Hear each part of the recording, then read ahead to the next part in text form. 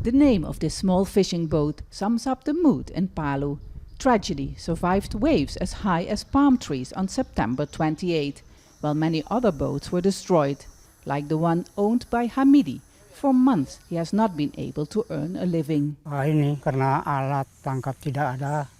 Because my boat and nets are damaged, I cannot work and just sit here doing nothing. I'm disappointed, but I can only wait and see what the government will do for me. Others are not so patient. Ruslan has started to rebuild his house right by the sea. After his village was destroyed, his community moved to the hills.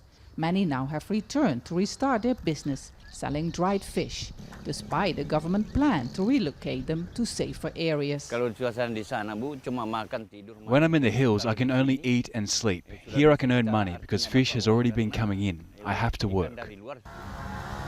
The government plans to build temporary houses for 1,500 families, but survivors complain the construction process is too slow. After living in tents for months, survivors here in Palu are growing impatient. Extreme heat and the rainy season making it unbearable to live here.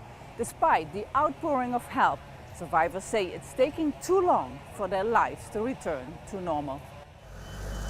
Aid from all over the world has reached the area, but some promised donations have yet to arrive.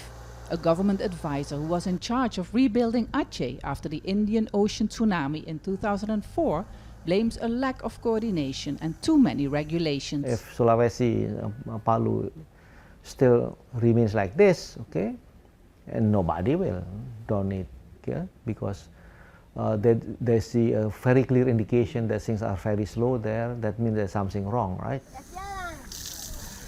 But the government denies that rebuilding is slow and says it's very capable of dealing with the aftermath of the disaster. In contrast from the relief effort after the tsunami in Aceh, this one is relying less on foreign aid organizations and is trying to involve local communities as much as possible. In this case, we were only asked to support them with support services in terms of logistics, ITT and base camp support. This is somewhat new for us because we have many other services that we could provide, but as stronger the national societies get, the more they will shift towards these support services.